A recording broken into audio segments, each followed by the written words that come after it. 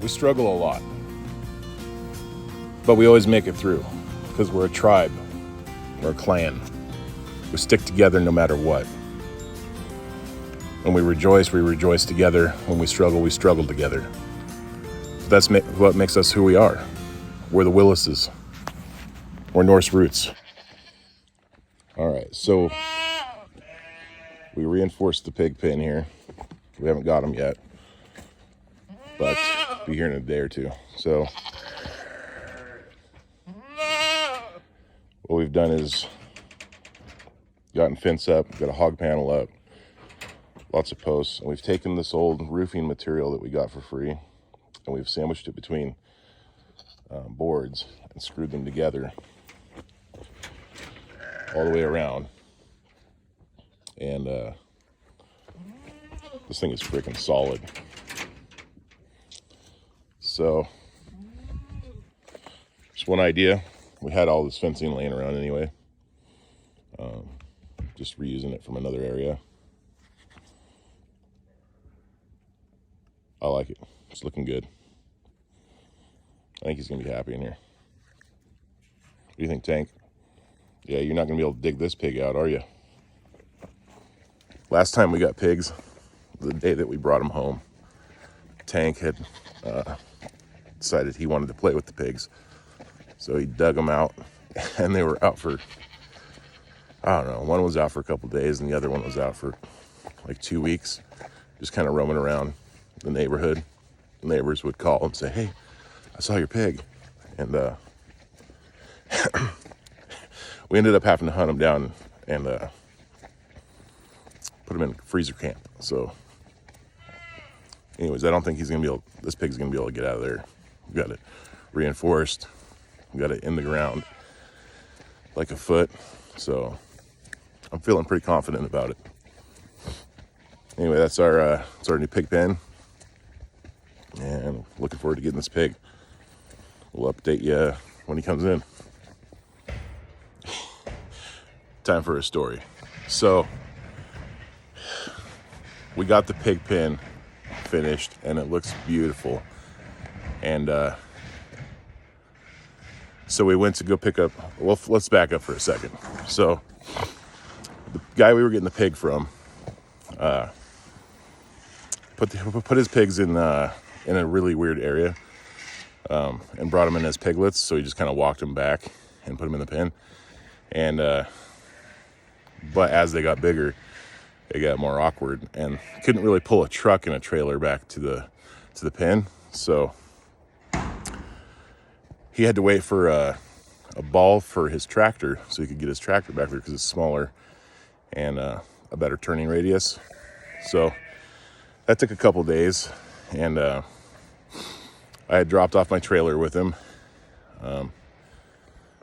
And as we go over to pick it up last night, the pig, everything's going smooth. Pig's in the trailer. He got it all loaded up for us. There he is in all his glory. And I pull in and I hitch up. And nice guy, by the way. So we head out. It's like, I don't know, maybe 10 miles from where we live. So just the other side of the highway up a long road. And so we get home, pull the truck in, get it backed up over here, had the trailer back up here, had the plywood out. We were gonna make a little run, so we just opened the door and shoot the pig into his pen. And I turn on the flashlight on the phone. I come over and I glance in, and there's no pig in the trailer.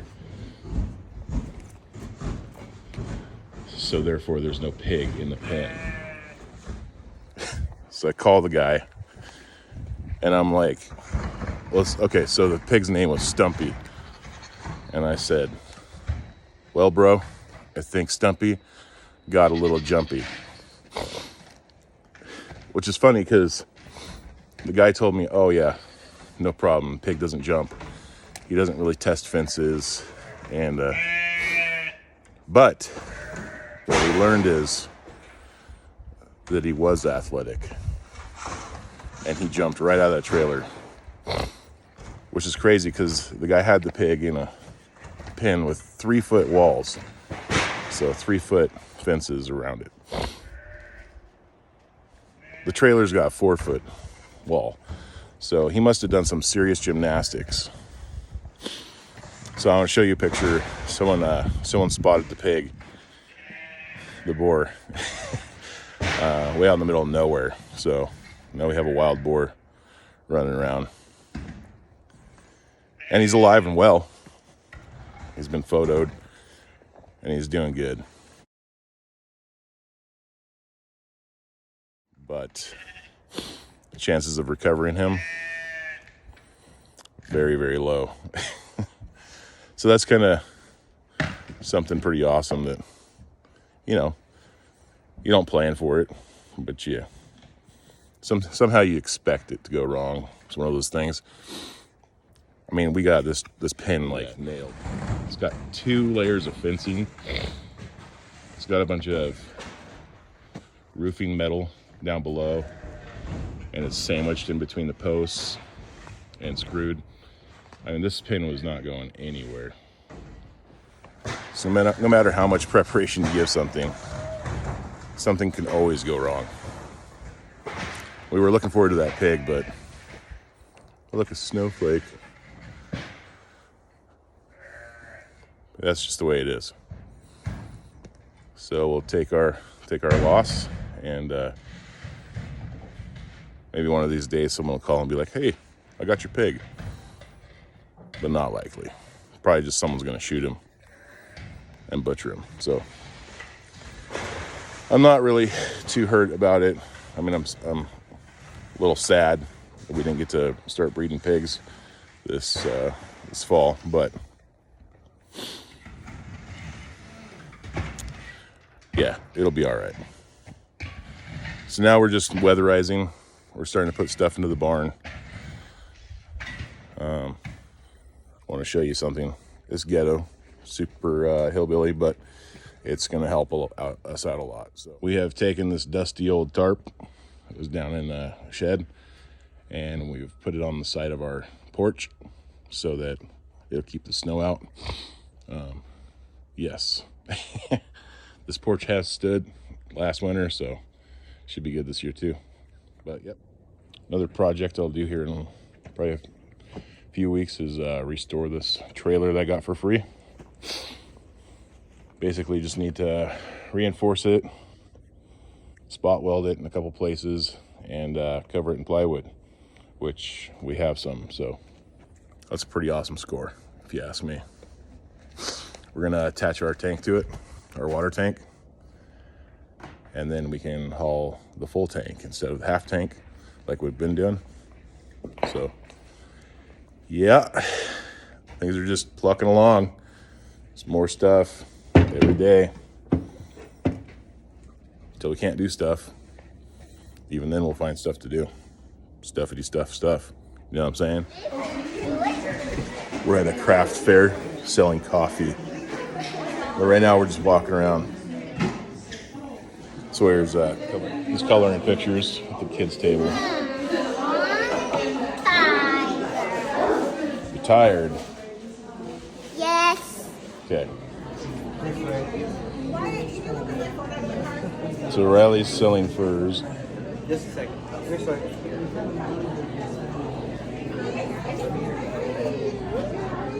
Finally got some cards for his business. Some rabbit furs. Got a coon and a coyote. Made some of these pouches. And we have our coffee over here. So while we were at the craft fair, we bumped into Santa, and Sawyer got to see him. And right after the craft fair, we've got to go and see Riley in a play. He's playing the part of Jesus in a play in town. There's gonna be a lot of people there, so we're excited for him. And yeah, I'll show you some of that. Just want to throw it out there that it's, even though it's a play and stuff, watching my son being beat by fake Roman guards, I still felt kind of weird about it. Like, don't touch my freaking son, you know? And got me thinking, how did God feel like watching his son being beaten like that? How did he just turn around and forgive those who he'd called to himself by his grace? I have no idea, but anyways, it was a strange thing for me, and that's about it.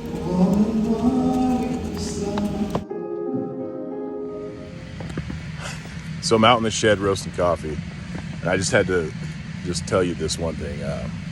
So while we're at the craft fair selling coffee, I get a text from someone at the store I work at, and hi Kitty, yes I understand, it's cold out. And so she says to me, hey, there's a guy here that says he's got your pig. I'm like, I'll be dipped, someone found our pig. So I call the guy, super cool guy. I know him from just serving him at the store, and he's got Stumpy lassoed and tied to a tree. So in the morning, we're gonna head over there and try to get him again back over here. And but I just thought it was funny because I just said that it probably would never happen and that he would just be gone. Here he is, chowing down some food. Hopefully I can get him home tonight without wrecking the trailer. As you can see, it's snowy, and it's actually fairly slick. It was slightly melted. So, hey Stump, you ready to go to your new home? Maybe a little bit, but I've got some food for you. I'll bring it out here as the night goes on. Well, we made it home. Now the trick is to get all these ropes off of them from the guy hog tying them. So it should be interesting. Well, guys, things didn't work out too well. Turns out Stumpy was extremely violent, and he had bit a guy while we were transferring him into my trailer down at the store. And when we got him home, we got all the ropes off, but he almost killed us. Riley had gone and gotten a piece of plywood to put in there to try to back him out, and he ripped through the plywood and tried to attack several of us. So being that we got smaller animals and a kid to think about, we went ahead and sent Stumpy to the freezer camp, if you know what I mean. So he's gonna do well there, I'll tell you that much. But just wanted to update you with our super chaotic pig saga. And even though things didn't work out the way we thought, it's given us some practical knowledge here. So I think the next time, if we ever do pigs again, we're going to get them as piglets, and we're going to raise them around us so that they will be used to us. And also just the weight of being transferred around, I think, made him extremely cautious, being lost for a few days, found, corralled, hog-tied, tied to a tree.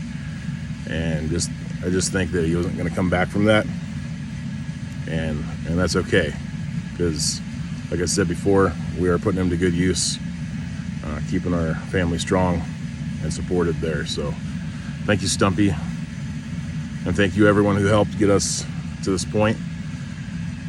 We're looking forward to sharing that sweet pork meat with you. So if you're out there watching and you know what I'm talking about, you got something coming. Anyways, good night, guys. We're gonna end this episode here, and we'll catch up with you next time.